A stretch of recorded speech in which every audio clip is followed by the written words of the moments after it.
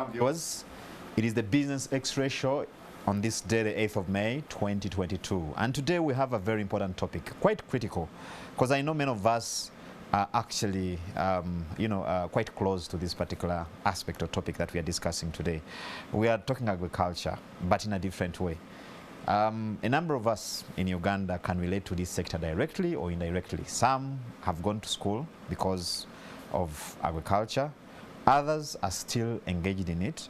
And of course, majority of Ugandans, economists are telling us, actually rely on the agriculture subsector. And we, of course, talk proudly as a country about, Uganda being the food basket for the region and the huge potential that this sector portends, much as a bulk of it is not yet, tapped. And today's discussion is actually going to look at how we can make the best out of this sector through the experience of an entrepreneur who's making it. This show is brought to you by Enterprise Uganda, together with Minister of Finance, Planning and Economic Development. I'm Charles Boyd, your host, and tonight, or this afternoon in the studio, I have, as usual, our resident coach. Charles, you're most welcome to the show.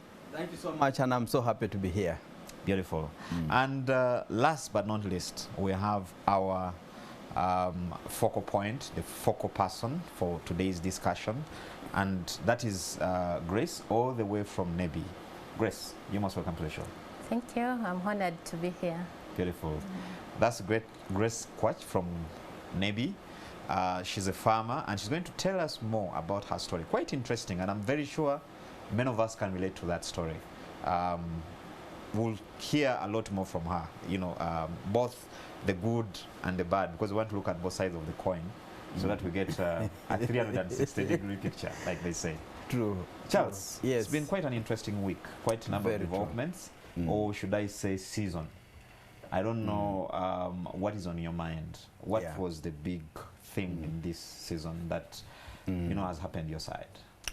I think it's a story that the media houses, the print industry gave a lot of coverage. The departure of one of the leaders in East Africa, that is the late Mwai Kibaki. After so much coverage on what he did as a person and across the region of East Africa, the East African, in its final analysis of the man who had departed, went to his closing message of the week just before he died. And the title was, what was Kibaki's message in his last week on this planet? And the message was down to the basics. He addressed his family. He talked to his children, biological children direct, and then he also said, he also had a message for his grandchildren. And he said, my children, please be united. Look after my grandchildren. And went ahead and said, please in this world, make a case for your own existence. Him as Kibaki had made a profile, but he said you can only ride on that profile for so much period. After that, you've got to make a case why you should be received by this planet, and you must seek to contribute positively. So I thought that message was key, because at the end of the day, whatever we are doing as individuals, people will be saying, what family did he leave behind? How are the grandchildren representing that legacy? And Kibaki, that was his main concern. He left the big Kenya, he left the big East Africa, and said, that one will be sorted out.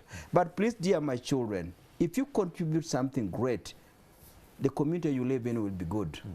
The Kenya you live in will be great. The East Africa you will be living in will welcome you. And I thought that was a good message for us to pick. Many times we concentrate on how the man built his career and everything else, but we went back to the basics that as you depart from this world, your legacy is not just about the office that you left, but the population that you mentored, that was under your care. Quite powerful indeed. Yes. And indeed, if you look, Charles, at our goals, the aspirations for this show is specifically the family, because it begins there. Very true indeed. There is no you can be proud of your family if you have no ability to look after them both financially, morally, and even spiritually. You've got to be able to do that. Beautiful. Now, viewers, we're going to look at, like I said, those who are just joining us in the house today. We have Grace Kwach from Nebi District.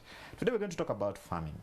She's, actually I don't want to preempt, but let's first start with this very short video montage, you know, and get a feel of who Grace is.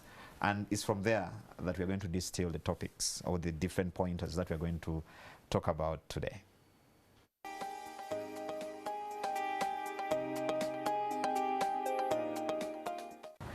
I'm called Coach Grace. I'm a commercial farmer and also doing other business. Mainly, I'm focusing on the farm, which is called Polar Mixed Farm. It's located in Nebi district, within Nebi sub-county. Polar Farm started way back in 2012, when I was still working in a bank. I used to leave the bank during my office and travel up to Nebi to try to do some bit of farming. Someone may wonder how, why. Even when I was at the bank, already I had the will to do farming.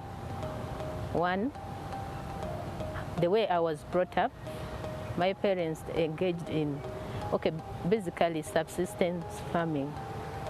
But I saw the benefit that we got out of farming because it was supplementing my dad's salary. My father was a civil servant, to actually pay our school fees. So in 2014, I relocated from Kampala to Nebi actually, and settled within the farm. We planted some trees and also some fruit trees, but not on large scales. So after some time, I started thinking of other things, but those were the basics that we started with. I said, why don't we bring some pigs? I inquired from someone. I got the local pigs. There were 2 pairs.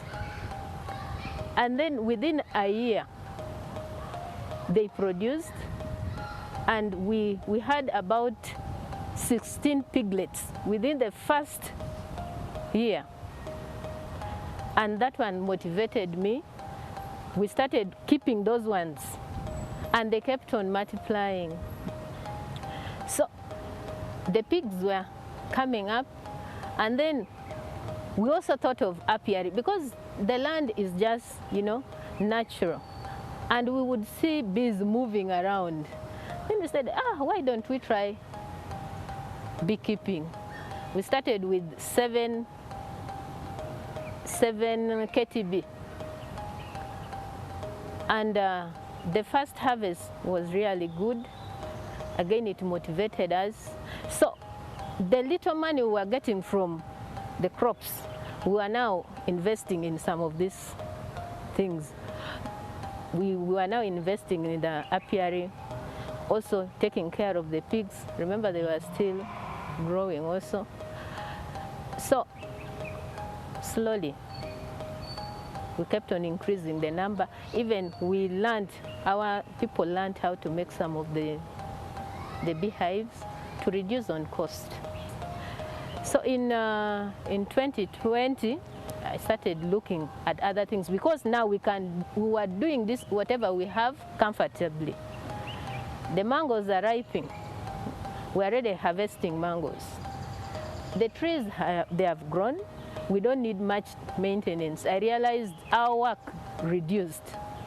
So we needed to bring in other portfolio in the farm to add on what we are doing. So we thought of goats rearing.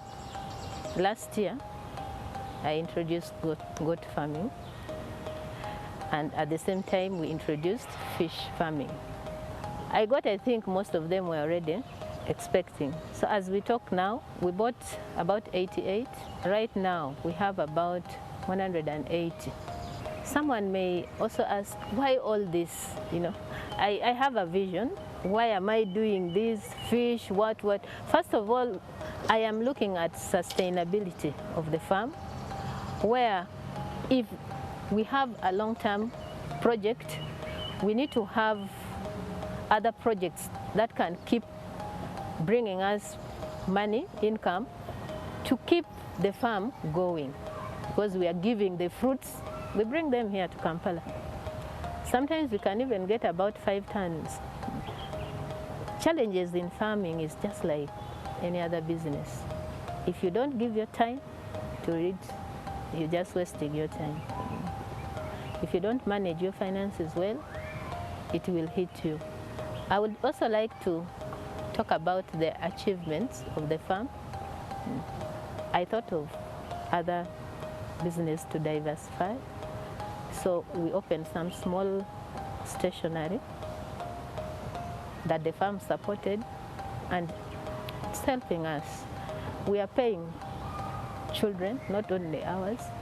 We do social corporate responsibility within the community. There are children who are now in S6. There are others who have joined university with our support from there. Another vision that I have, I look at our place, as a place that people can learn, because there are few farms that you can go and find all these things working at the same time. So my target is that one day I can have actually a training school there for the young, old, even the people who are retiring. We've seen people retire and they don't know what to use with their pension. Okay. Someone start thinking at the last moment, and then they go for something that is not even sustainable.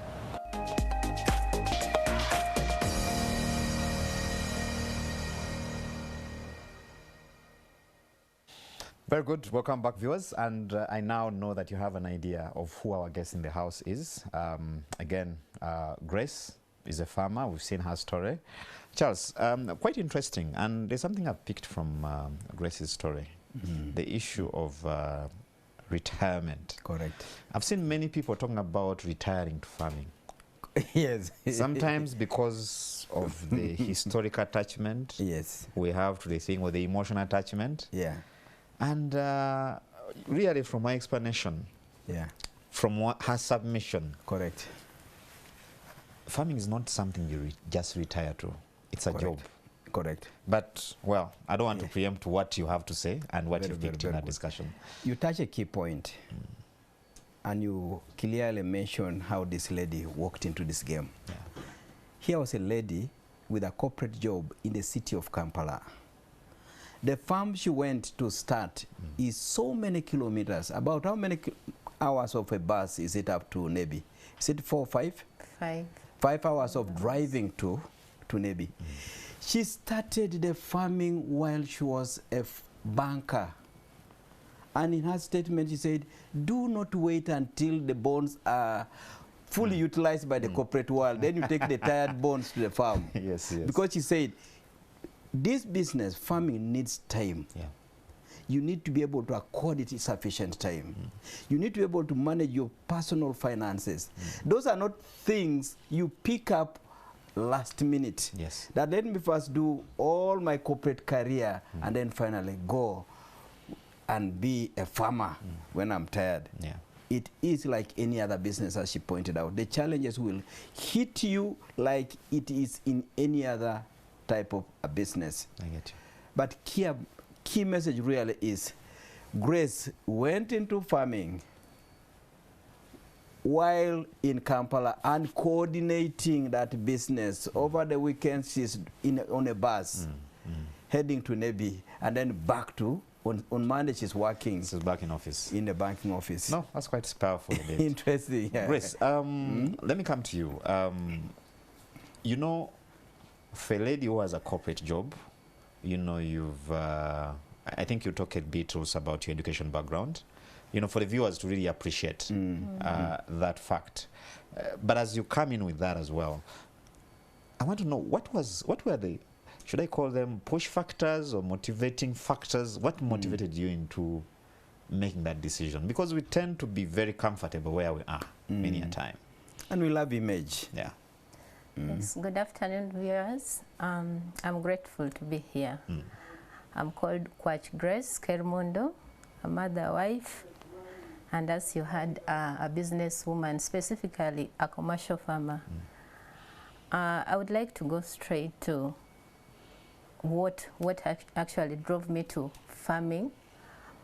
Well, you say that it is a corporate job, yes.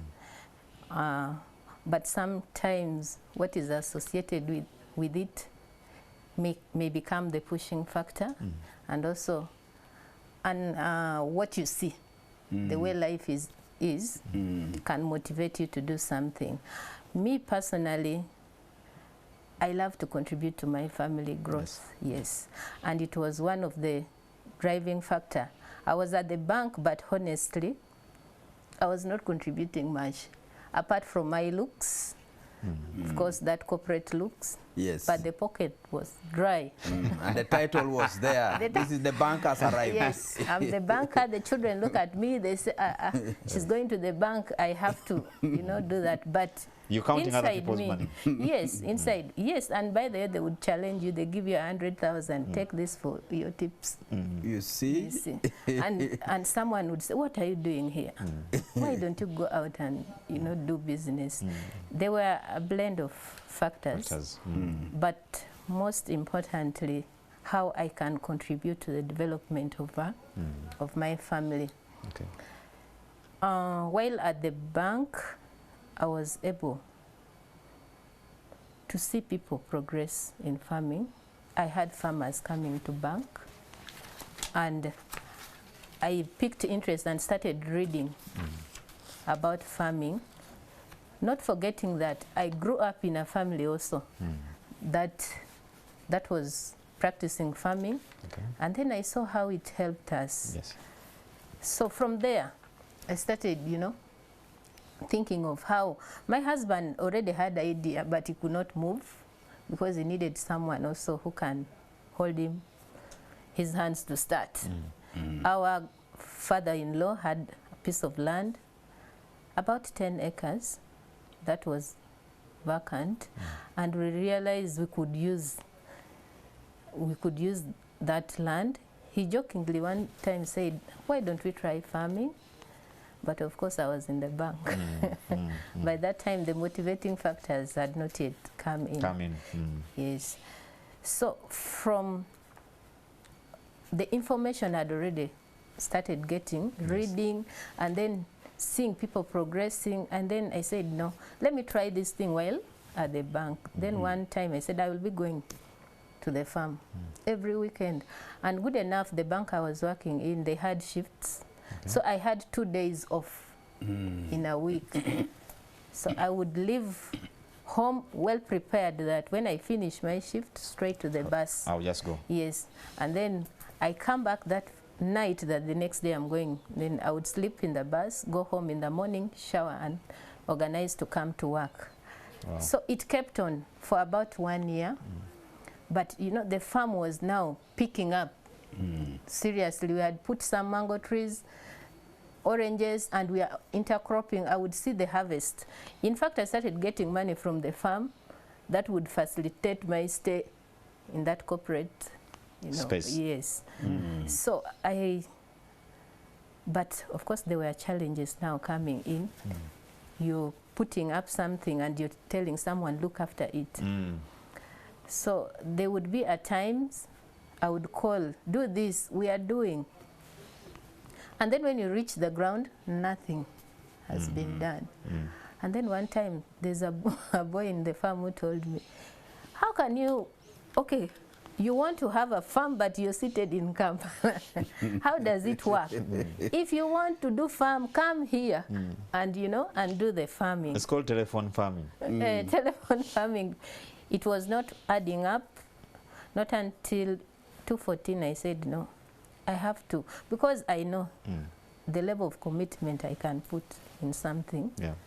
So I was imagining it if I have all that time in my farm, where I am directing actions, it can be something great. And that is when I came from work. I told my husband I'm leaving the work. He said, what? I said, no, I'm leaving. I have to go to the farm. He said, is that decision coming out of you or okay, you're influenced because of certain factors. I said it is my decision. I think we can do better when I'm at the farm. You know, what I am contributing cannot do much, apart from maybe little things in the home. Then he said, well, if it is your wish, let it be. And that's how I relocated to the farm. I started living there within the farm, and it is not until that I relocated that the farm started progressing well, and then that's how I relocated. Extremely Beautiful, beautiful. Charles, I don't know what you're picking from there. But very interesting points. Very, very, very interesting takeaways. Yes. The first one is, when we want to go and get started in business, we talk about capital. She started with her own energy, her own vision, and then idle resources, Yes. idle land, and a lot of time in her hands. You're given 2 days out of 5 working days. What do I use this for? Do you know that if you put that to your WhatsApp and social media, you'll fill those 2 days full and you'll be busy? That's right. And doing nothing. She said these 2 days is a resource. I mean, it's adequate time. The next thing is start with what is easy to understand. She started with things that are basic, the oranges, the mangoes, the intercropping. What crop were you intercropping in the trees? And the beans, nuts. Beans and which she grew up seeing being planted. And viewers need to understand that a startup should never be an area where you have got challenges of mastering the technical aspects. And then, of course, the aspects of where? Going to the market. Another thing that comes out is that as she was doing this business, to calculate a reasonable departure from a salaried job, she built up the revenues coming from the other side. Yes. As those revenues were beginning to equal and even overtake this side, it was easier to talk with darling and telling the husband, you can't see what's coming out from the other side. Yes. I know I will be releasing a salary, but you can see what's coming through from the other end. Numbers don't lie. Correct. So that also helped to a great extent, because the debate of departing from a salary, it's a big one. Every 30 days guaranteed. But this one, she said, now let the resources first start coming. As the resources were coming, that discussion becomes much easier. The other thing you could also see is that this lady had another motivating factor. Within the regular customers she was serving were farmers. And she could see them coming to bank these big monies and go back again. And later again they come and bank. Just say, by the way, you have a child, you take them also some milk here. And the chap is in a t-shirt, you're in a correct. suit. Yes. So she was watching real life inspiration. And that is key in the journey of business. You need to be able to associate with somebody who has done the thing, and they seem to be really generating what you would also love to get, the money. And at that point, the energy to cross the line becomes much easier. Much easier. Yes. Beautiful. Now, Grace, coming back to you, you've made that decision to go to the farm. Now, there are those first days. Yeah. Sometimes people are in some kind of a dilemma. They're asking themselves, did I make the right decision? Especially when it comes to farming. I've seen some who have tried to go there and ran back very fast as they went in, just after testing the ground. Share with us your experience when you made that decision. Because you're interacting with fairly new, yes, you could have been interacting with them when you're in Kampala and that kind of thing, but when you're there, it's a different thing. Paint for us a picture. How was it? Well, Charles, what I can say, it's not easy. But what I know, I already had a vision. Remember, I had already quit my job. I'm no longer working. So it would mean that whatever I've started, I have to drive it to the level that it will sustain me. That, okay, now being my pension and everything. It has to work. Yes. So I think that driving factor of you, now that is what you're supposed to do, makes it easier to overcome some of the challenges that happened. Yes, there were challenges. First of all, leaving the bank to go to the farm was not conceived well by some other people, whereas I had support from my immediate family. You know, the other extended family is also part of you. Yes, that negativity that came with it. How can you leave this job and then you go to the farm? You've just finished masters. We celebrated you now, and you're relocating. You're relocating to the degree. Yes, to the village. And then others are saying, what are you going to do with those mangoes? What are you going to do with that? Where is the market? I can, you know, that feeling that you're wasting time. And even in a family meeting, I imagine, when previously you used to introduce yourself as a banker, and now as a farmer. as a mango grower, to be specific. Not only in the family, actually. Even out there, it is now that somehow the perception is changing. When you introduce yourself as a farmer, people look at you as a peasant, you know. A hustler somewhere who is trying to... But because I knew what I was driving myself to, I persisted. When I relocated, it wasn't... remember, you have to adjust even the lifestyle. That's right. You're now fitting in that society. That new society. But I was there.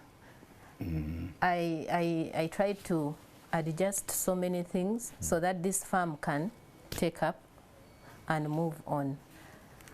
And then one of the maybe I can bring some of the challenges at the initial, and then your friends, they call you and they tell you, where are you? I'm in the farm. What are you doing in the farm? You woman, how can you leave the job, you know, for the farm? But it all goes back to you as an individual, what you want. And for me, I knew that I can make a living, I can make a name by being in the farm. And I think right now, even most people don't know that I'm in the farm. But I always tell them I am a farmer. Wherever I go, I am a farmer. Because the perception, we need to change the perception that even when you're a farmer, you can look like any other corporate person, yes. When you choose to. Yes, when you choose to do farming as a business. I hear you. Yes. Now, on that very point, doing farming as a business, one of the biggest nightmares for people who have tried farming is the interaction between you know, the farmer or the business owner in this case, and the kind of workers down there. Yes. In fact, someone was telling me that if you... Okay, he was a bit negative, and I encouraged him to watch the show.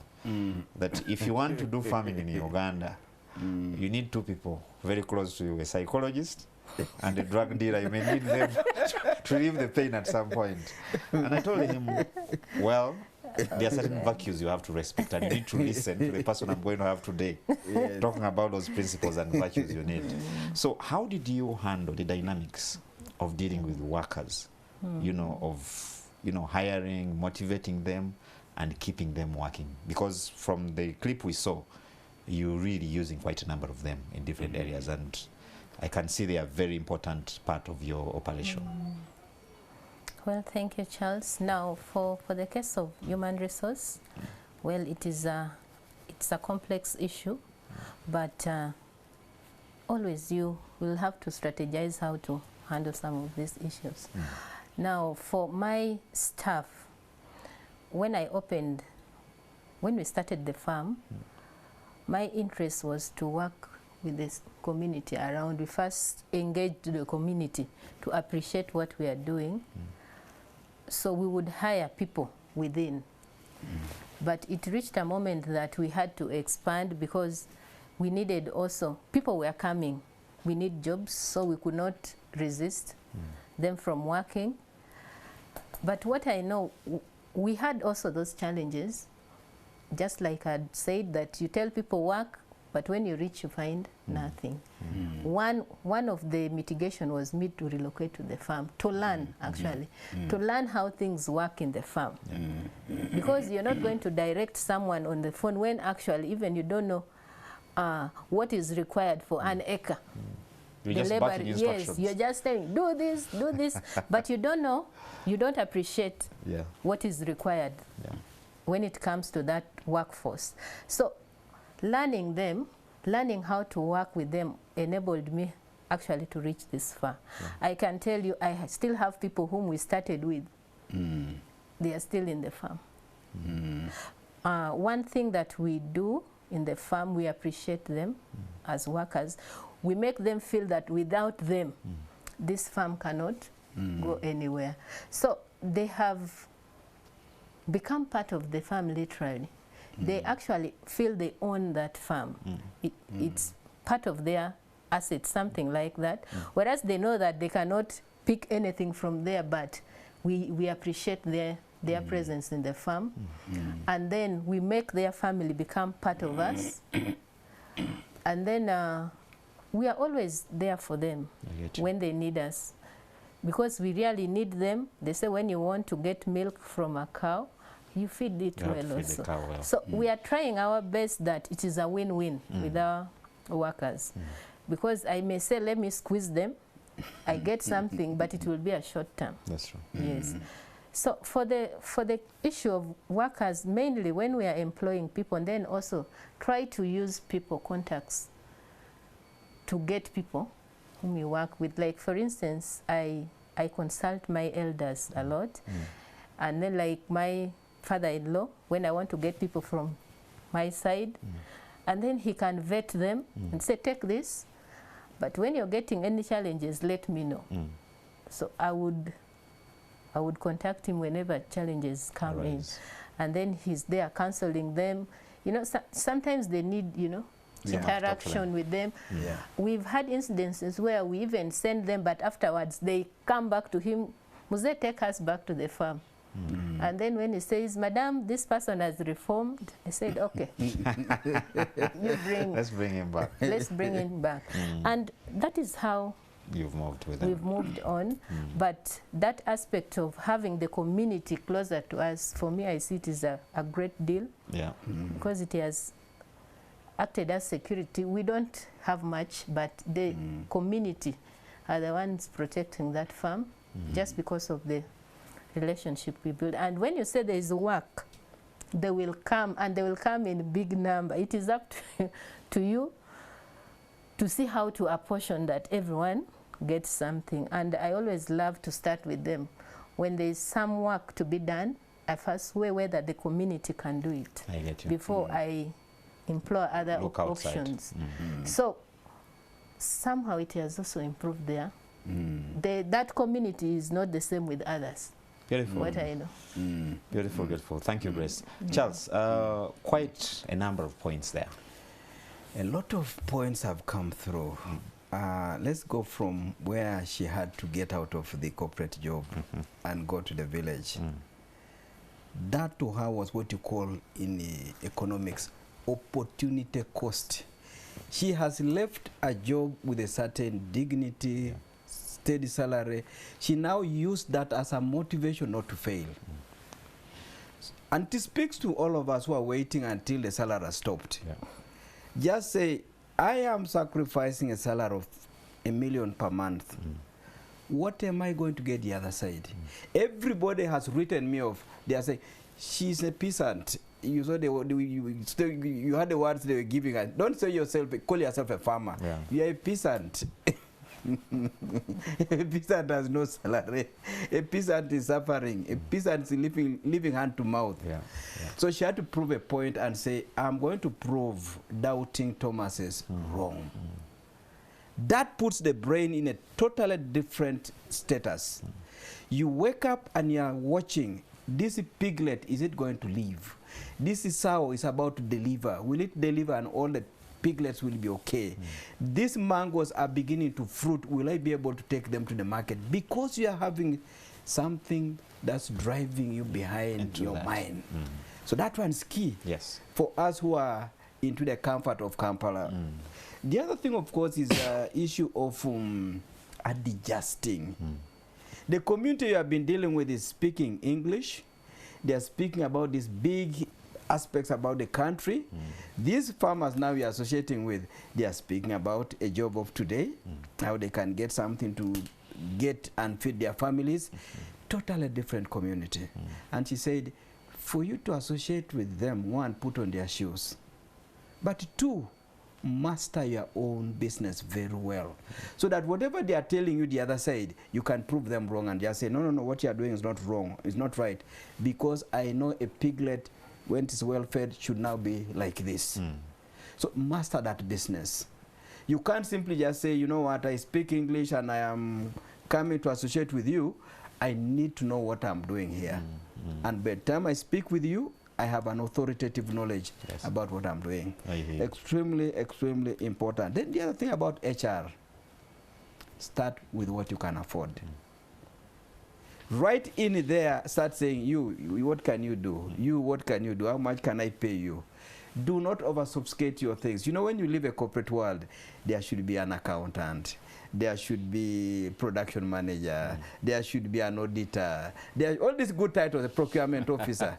You get to the other side, it's a totally different ball game. And be ready for that kind of a picture, where the organogram you are familiar with is totally reduced to an owner and then employees. Nothing in between. Nothing in between. And then the owner is supposed to rapidly begin to wear that vision aspect, as well as a motivator, a disciplinarian, as well as somebody who can inspire others. Those kind of things are not easy. And the earlier you begin to get into that space, the better.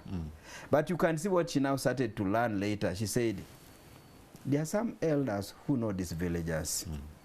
I'm going to have a referral system whereby before you come on board, I need somebody who can vouch for you.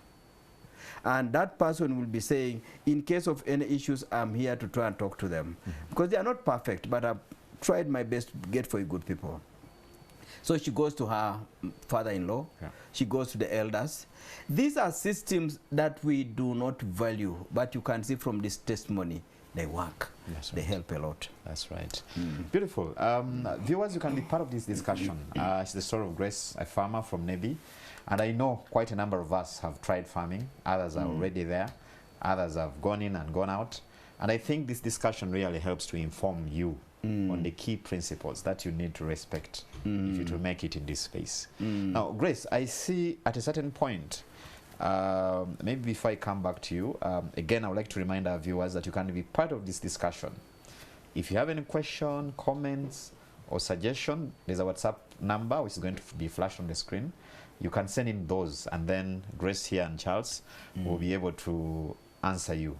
Now, at what stage do you see, Grace, the need, you know, for more knowledge about the space you've entered into? Because it's a business, and like we normally say, Charles, you can't really do business by default. If you start and move up to a certain point, you can't really reach the finish line. No. So at what stage do you realize that you need, you know, more support, more knowledge about one business, but specifically also the business of agriculture? And by extension, at what point do you now engage with Enterprise Uganda? Thank you, Charles. Now, for the information specifically, before you start something, at least you need to have the basic information. And for me, before I went into the farm, I had started reading some of the publications about farming, not aggressively by that time, but once you engage in something, and then the urge to do it better will force you actually to look for the information.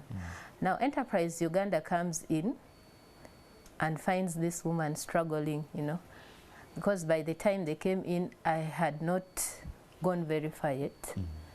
And then the aspect of training comes in, that I was actually integrated with some women, whom they had identified for some trainings. That's how I started getting the training from Uganda, from Enterprise Uganda. But even then, still on your own, you need to read. If you cannot go and visit physically, you read about some of these things, especially when you're engaging in farming. For every portfolio, any business you're going to do, have the basic information, have the basic knowledge, and then you start expanding. Of course, you're not going to apply every information you get, but you have the knowledge within you. I have read so many things about pigs, but I'm not applying all of them. But I can give you that information that you can as well do this. Whereas I'm not doing it here, I can do this. Information actually will inform the decisions you make if you have the information, because the information gives you the financial aspect, whether you can break even or not, some of the challenges you're most likely to come across. So when you're going into that, you're doing at the back of your mind, you know that I am most likely to face some of these challenges. So the information bit starts right from the time you're conceptualizing that idea that I need to do this, and then throughout, you don't sleep. You have to get into the groups where you can get information, especially like farmer groups. There are many. Read about get the publications, the harvest money, all this, because they are their life experience. People have done it, and they're trying to relay some of the challenges and the benefits that you can get from. So the information bit should be throughout as you progress. I get you.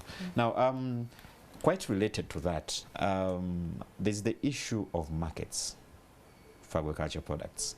I have a number of friends who have shared with me stories of how they went into agriculture, and God was graceful and merciful as always, and they got very good harvests. And then that's when now, again, their worst nightmare begins. The market. You have the pineapples, you have the mangoes, you have the oranges, and then you reach the market. First of all, those market people sometimes operate like cartels. Yeah. Even if yours are cheaper, they will not take them. They'll take. Yeah. How are you handling that, and what kind of message would you want to give to our viewers who are watching us on how to deal with such challenges? Yes, the issue of market is still challenging. Just like you said, that middle person wants to take it all from you. I also had the same challenge at the beginning, but of course, with time, I realized I need to change my strategy. And that's why you would expect that we farmers should be somewhere in the value chain, but we are now shifting. We are shifting from, we are moving from being the producer and also somewhere marketing the products ourselves. And we do it by value addition. Yes. Because I remembered there are times you have so much and then someone comes, I'm buying this or this, and you have nowhere to take these things. And they're perishable. And they are perishable. But for me, what I have done, I am looking at both the market within where I am, actually right from the farm, and then the town I am in, and then outside.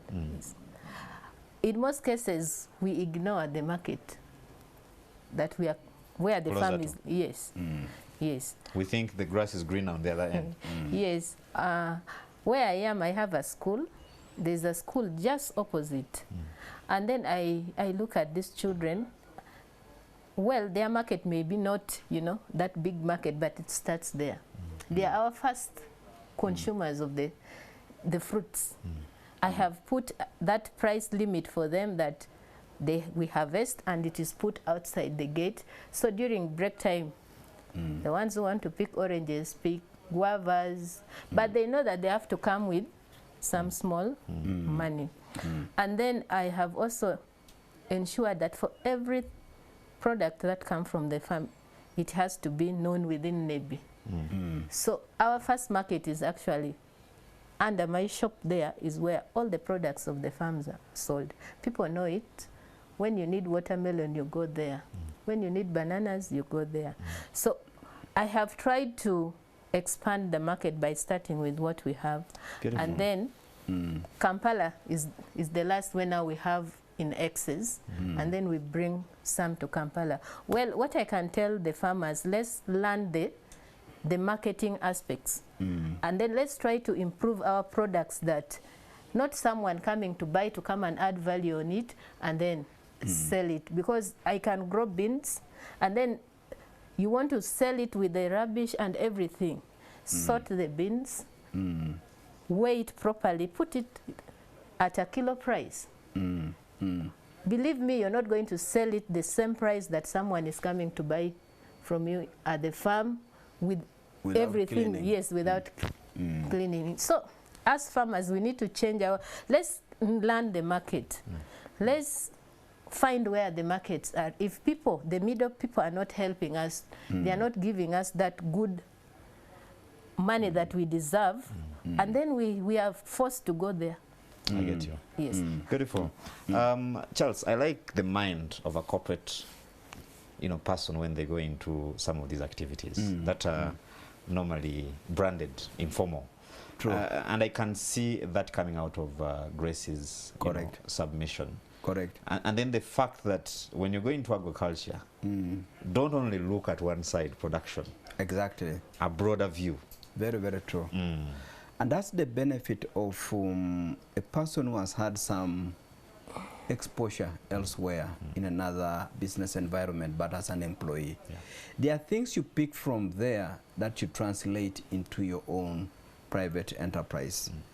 Here is a lady, for example, who learned the need to have technical aspects of areas she had never acquired in school.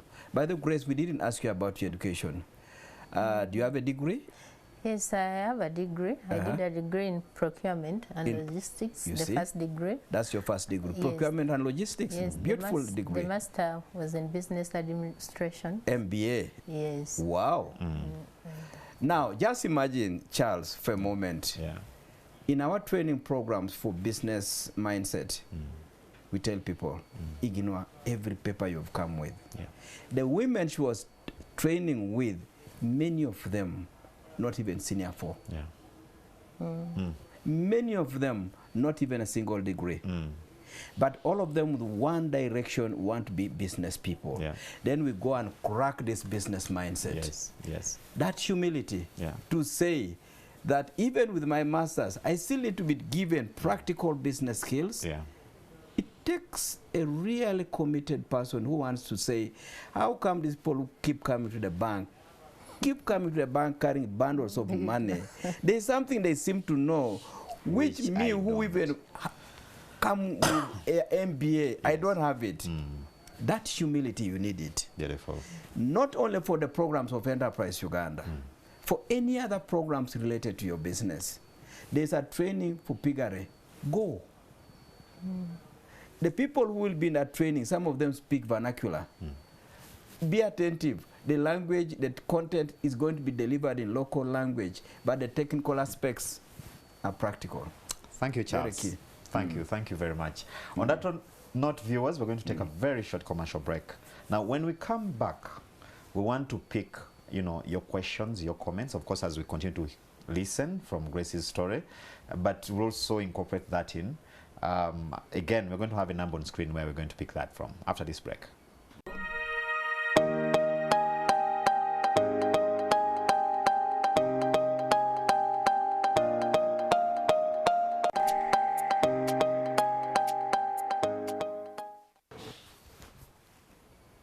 Welcome back, viewers. It's still a Business X ratio, and we are looking at agriculture, what you need to know to play in this space. Of course, through the experience of Grace, who is a farmer from Nebi, she has already shared with us a lot about her journey, her transition from a bank job.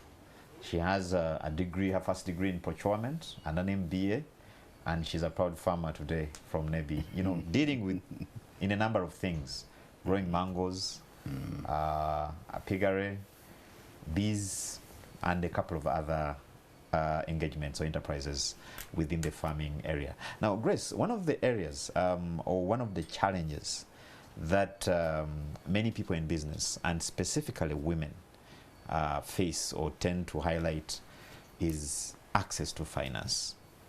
How has your experience been? Well, thank you, Charles. The aspect of finance is key in farming. but you need to start. Now, I want to give you my experience of the banks where I needed finances to supplement our farm activities. Initially, it was not easy. I remember my first loan from a bank. I had to use my father to get that loan. I had moved many times, and then they would say, where is the business? Of course, by that time, I didn't have anything outstanding. Where is the business? Not until my father had to come in to stand for me, to use his house as a collateral, and then I was able to get the loan. As time went on, I used my father, I think, twice or thrice to get loans because I was still trying to build up your portfolio. Yes, our portfolio that can enable us get.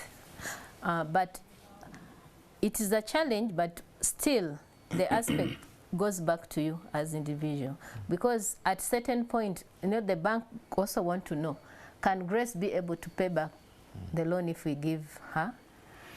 But as we talk now, I am actually being asked, can we give you a loan? The banks are looking for it. Yes. Can we give you a loan? Grace, come and pick loan from us. And then I would say, no, I am not ready. And for me, if I want a loan right now, it has to, I am not going to be imposed on. And then I will have to analyze that I need a loan for this. So the issue all goes back to the person, the capability. Start something, because that thing is going to be the one to sell you to get a loan from. So the bankers want to see the capability of a woman, you know, that it is not going to actually affect your family also, you know.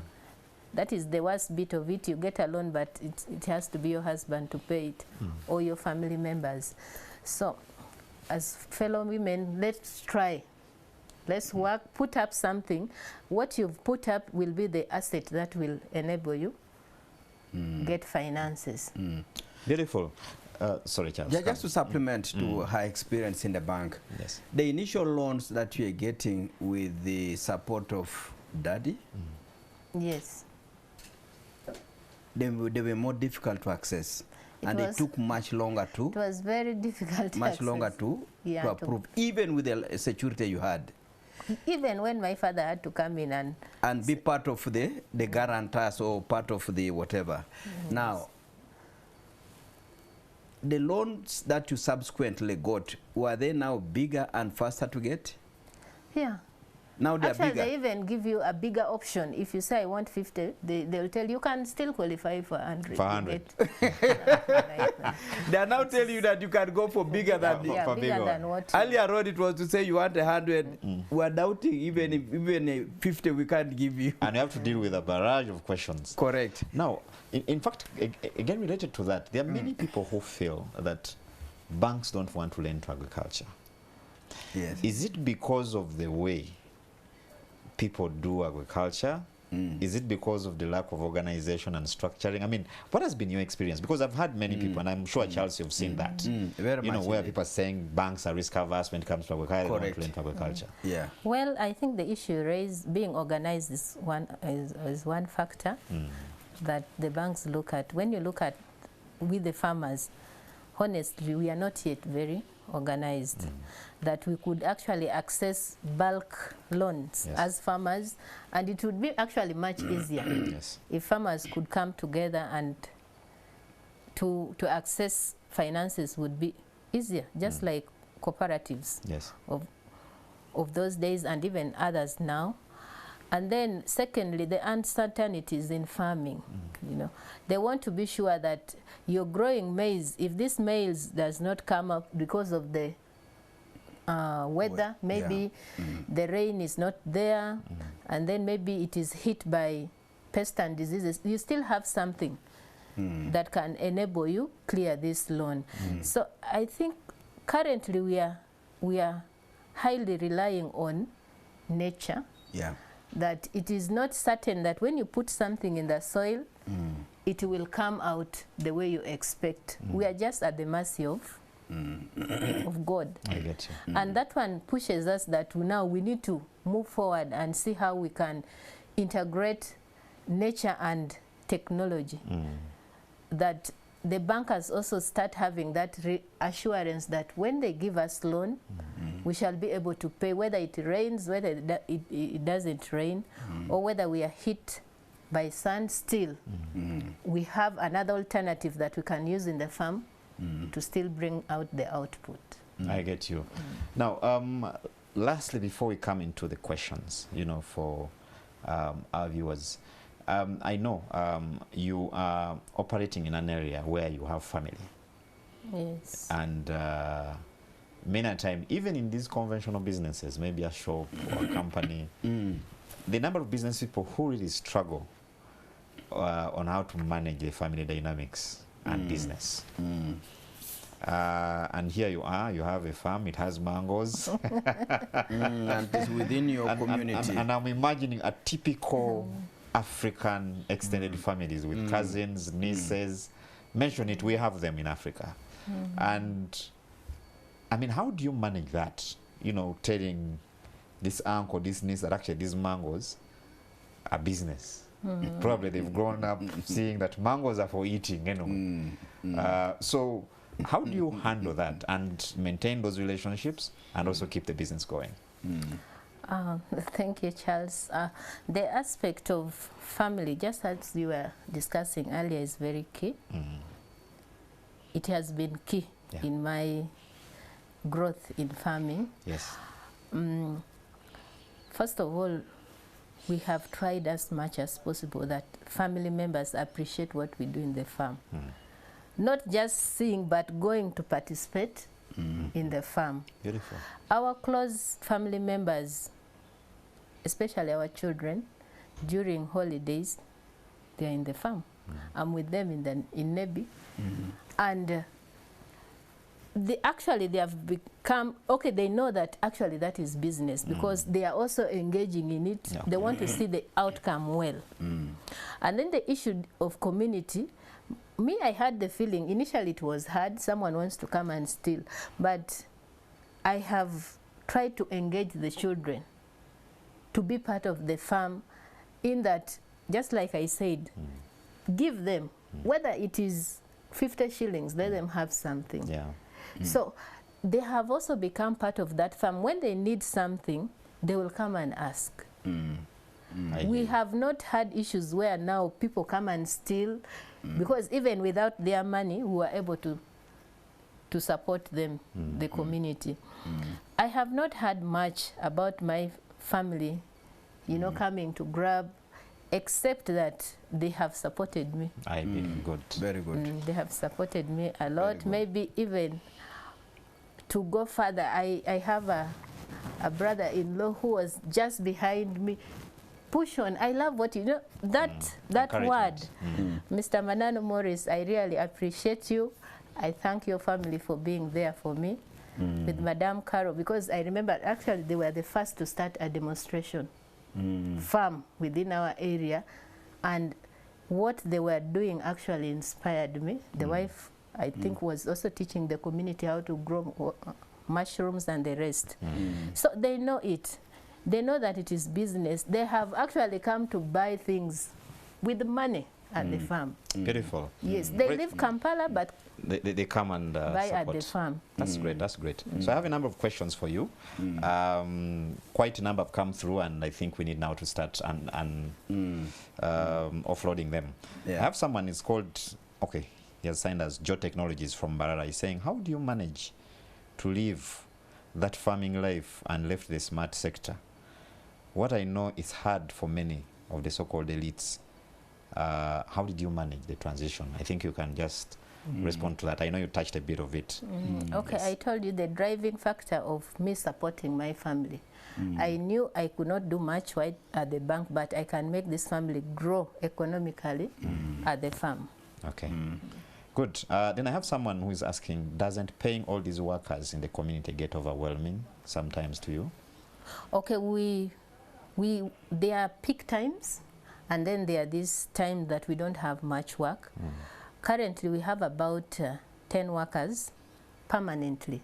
because of the different portfolio, they have to look after this. Yeah.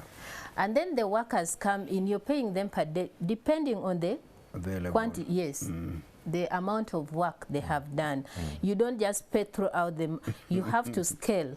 This time I'm going to have so many workers, then I need to plan for them during this season. I hear you.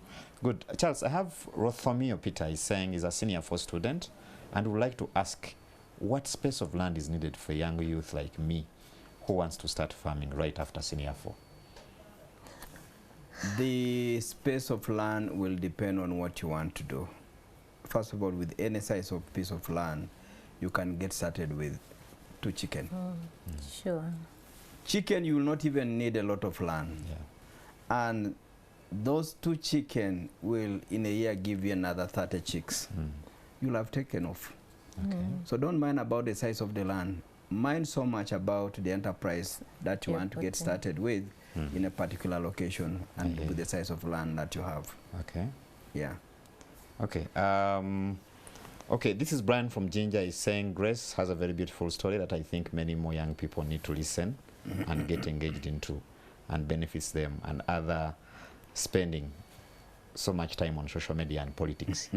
I don't know what kind of message would you have to a number of our youth, because we have quite a number of young people in the villages who really don't look at this thing as something that can transform their lives. That is farming.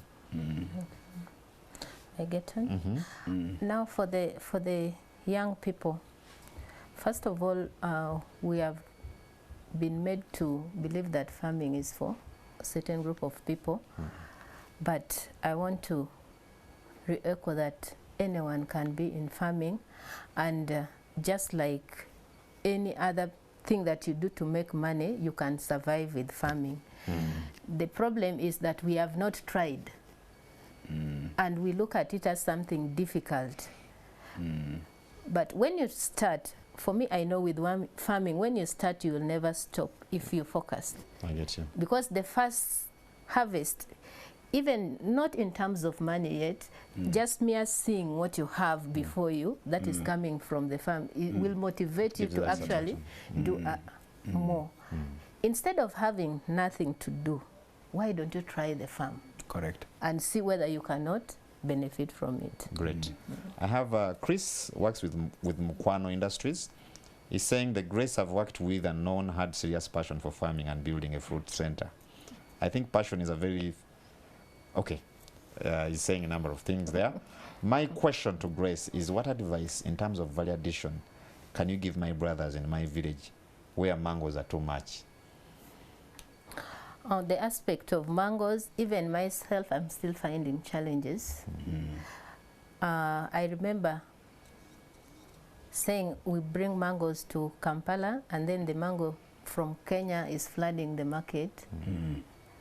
And then you have nowhere, you have to sell it. It's still a challenge, even me. Actually, my vision is to see that I have something that I can process juice out of that fruits, because I have so many mangoes, and I know now I have the capacity to process juice. I hear you. So slowly, it is not a one-day thing that you solve, but we are looking into that. But it shouldn't stop you from planting, because you never know. A factory may come out in your place. Absolutely. Whereas the money we are getting is little, is better than nothing. You Start, something can happen. Maybe government can say, let me put a factory in Nebi, because we have so many fruits there. And there, I already have my mangoes. I become the first customer of the factory. Charles, I have a bull, Michael, is from Serere. He's saying, I'm a take farmer from Serere district, and my major challenge is the narrow market for my birds, where the demand is mostly during big days. How can I be helped to broaden my market? And kindly, may I have your contacts? I think you'll have the contacts later. I think his question is on markets. Every sector must end up in the market. Do not get into anything that finally does not get into the market. So now that you've known that your biggest opportunity is during the holiday time, the supply to match that kind of window. And those windows are maybe 3 in a year. Try to get to a point whereby you can maximize that window. This might require you to cross into a line which is unfamiliar. What am I saying? There might be somebody with a deep freezer. These birds have been eating and eating, and they are consuming all the profit because you are waiting to reach the Easter time. If you allow the birds to be eating until that time, by the time you are selling it at that time, they have eaten all your profit. They were ready for the market, certain volume, slaughter them, put them in a freezer. Get to a point where you begin to get beyond the traditional way of letting yourself rear the turkeys in a natural way. Yeah. You know your market, time it. Number 2, if you find that the market has a certain volume and beyond that it's a challenge, there is nothing that should force you to go to large volumes beyond what the market can take, because you are going to sell at a loss. I hear you. There are other opportunities. Go to those ones. Use the turkeys to get the resources to exploit another area where the market is much more liberal and flexible. Another interesting one, Charles. Thank you. It's Okumu from Zombo. He's saying, I want to start a business, but I don't have any idea of business. What should I do to start? Where do I start? Actually, Grace's story is a good one. Grace started with what she knew most. Grace started with the idle assets. Grace started with things where she had time. Grace started with things where she could read and master quickly. The very things I've just mentioned here are sufficient to get you started. But after you have done these basics that I've just talked about here, things within your ability to start immediately. Things you can know the technical aspects immediately. After you have done this, ask yourself, who is in this space? How are they reaching the market? And how is the market? What does the market require of me? Once you complete these ones and connect them to the market, by looking at somebody already in that space, you are ready to take the baby steps and do not hold anymore. Start. Great. Someone is saying, it's called Sam Muhereza, is from Kabale, and he's saying he's watching live. Thank you, Sam. My question is, I'm already in such a business, that is farming, but I keep investing more and I get less, especially in piggery farming. What can you advise me about? That's Grace. Well, when you look at my farm, initially, actually, I was doing so many things, Katogo. But it reached a moment, even right now, I have analyzed and realized that some business, some portfolio, I will have to drop them, except maybe for the demonstration, because of they are hectic to handle if you have other things to do. And then they need a lot of finances. Now, specifically, piggery right now has become very challenging. Why? The feeds have become so expensive. So maybe what he can do, he can change the strategy from, I don't know what he's doing, because is he rearing for pork or to sell piglets to farmers? To sell piglets. For me, what I'm actually resorting to is piglets, such that I have a shorter time with them and then we dispose of. Otherwise, currently raising, because I know most of us farmers, we don't have that breed yet that grow very fast. We are still on the other crossbreed. So it will take you a longer time to feed the pigs till the time of slaughter. So maybe he can do blend of pork and then blend of piglets. That question is so cross-cutting. The issue of always doing something and finally the market blockage just hits you in your face. And my answer to people all the time is, never imagine you are the only one having that challenge. Who else is in that space and how are they coping? In other words, a business person must remain open to learn. The challenge you are going through, 10 miles from where you are, somebody is fixing it. Take time and understand them. What have they done to make sure that they are continuing with piggery? Assuming they are continuing with piggery. If people are tweaking and beginning to say, let more people get piglets, because every other person just wants to have 2-3 pigs. You shift now from rearing for meat to now rearing for farmers. I get you.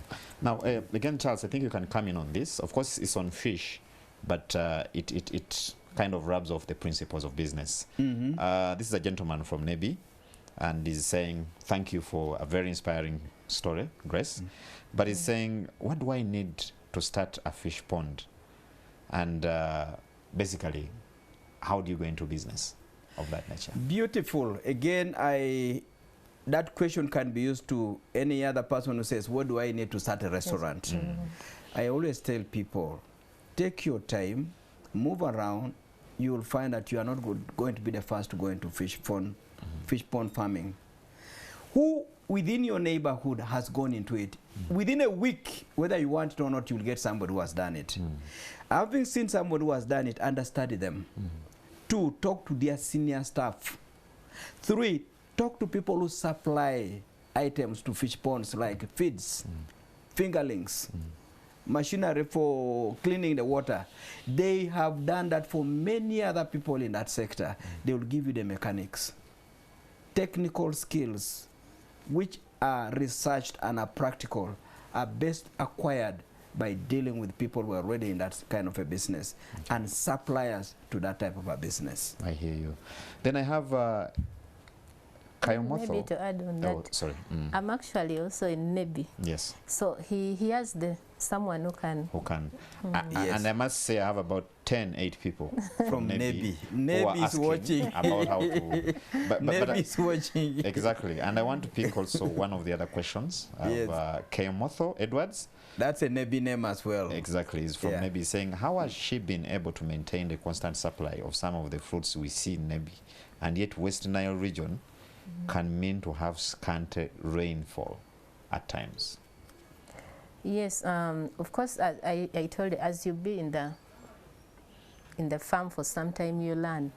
You learn the pattern of the rains.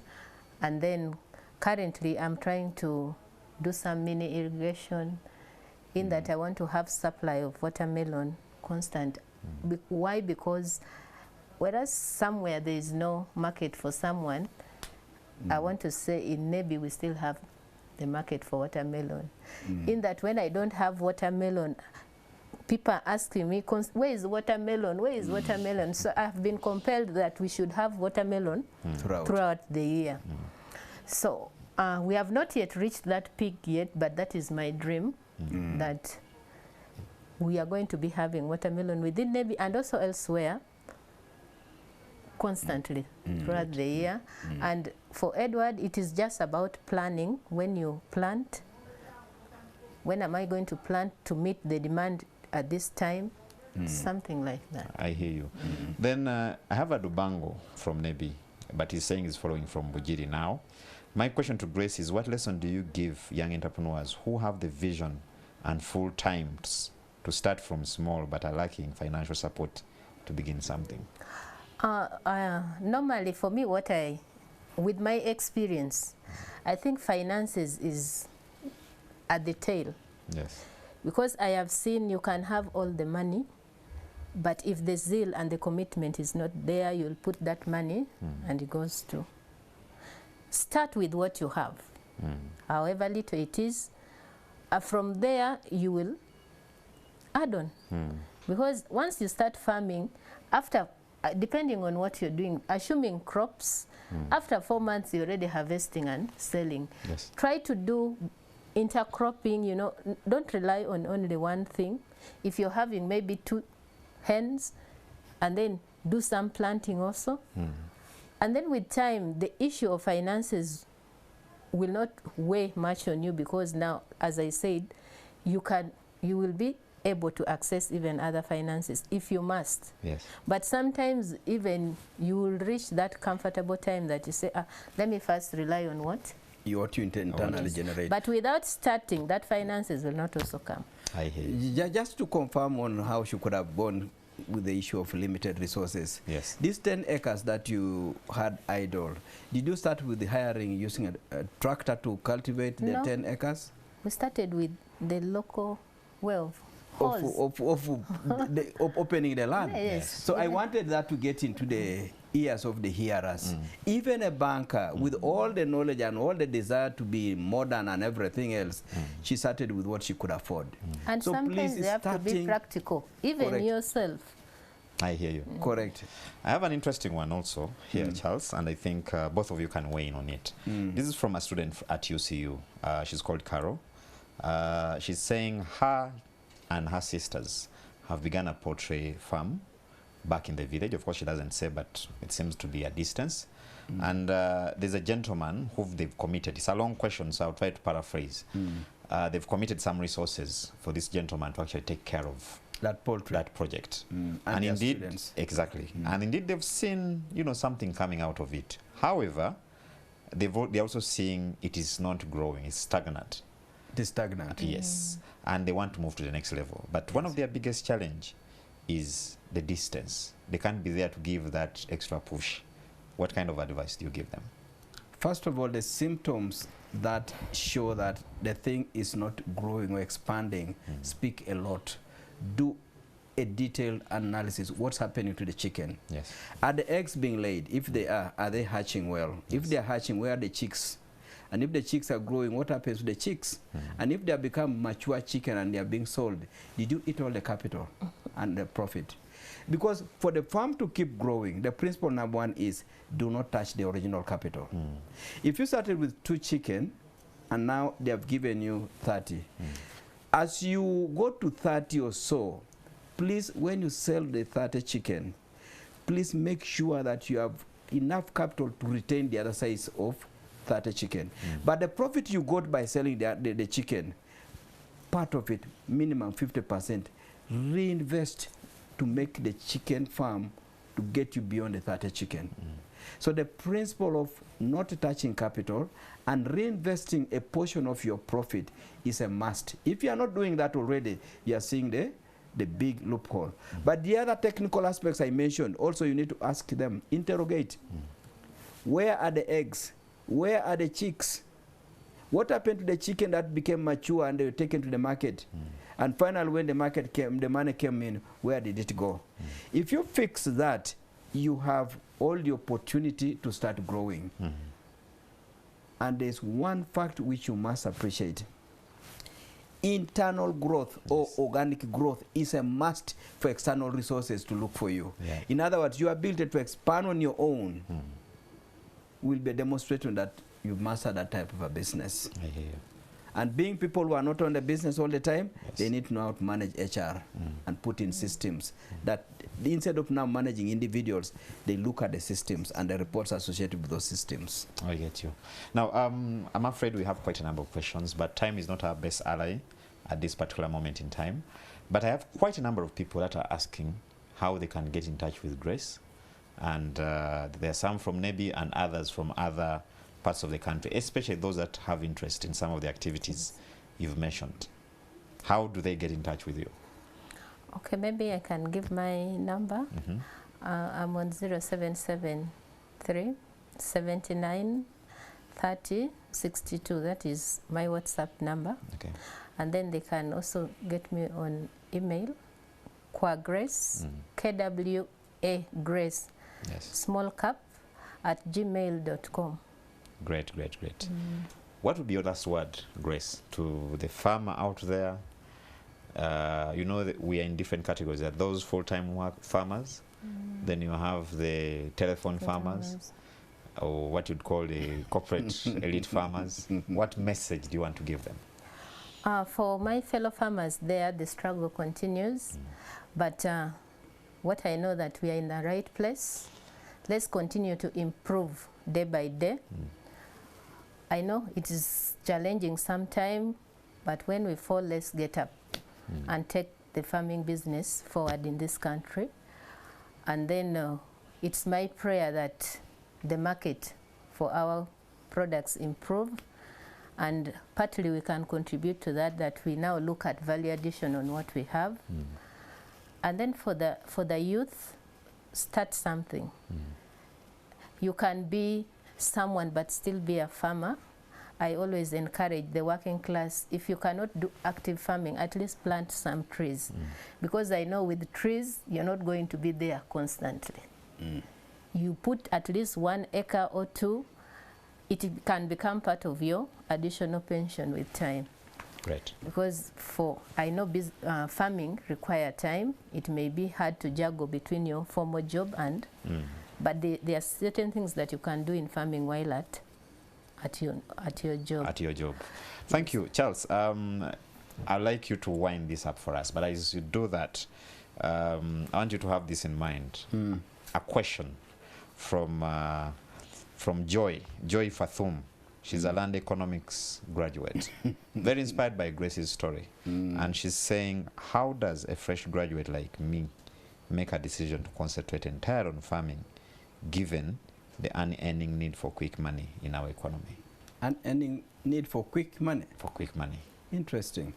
I will start from the last part of the statement. There is no quick money yes. that lasts forever. Money is got from the marketplace. Marketplace, there's a customer. The customer is demanding, and the customer must be competed for. The moment you appreciate that, then we now go to the other route of starting. Please start with what you have, where you are, and start getting to the market and learn the ropes when you are there. And finally, closing remarks for today, takeaways from Grace. 1, being a corporate person does not stop you from getting started. You can start where you are right now. This lady had a difference of 5 hours between where she was starting farming and where she was working. 2, never imagine banks hate you. Start with what you have and build up your name. Grace now is needed by not just only her bank, but other banks are equally knocking at her door and telling her, please, you're asking for 50 million, can we give you 100? Very important, and I think this business show will continue to bring practical lessons of this nature. Each Sunday we are here. Thank you for watching. Thank you, Charles, and thank you very much. On that note, viewers, I think we are now convinced that actually farming is one of those activities that can actually make you money. In fact, Charles, before we started this discussion, I was having a chat with Grace that it seems the time for cheap food is over. If you look at the price of all the foods, I mean, you remember the time when grains used to come down to, like maize, to as low as 300 or 200. Correct. Not anymore. And if you're into farming, it is high time that you do it the right way. There are dividends that can be tapped out of there. I've been your host, Charles Boji. Thank you, Charles. Thank you, Grace. It's been nice having you. We don't take you for granted and your participation. Until next time, have a good evening and God bless.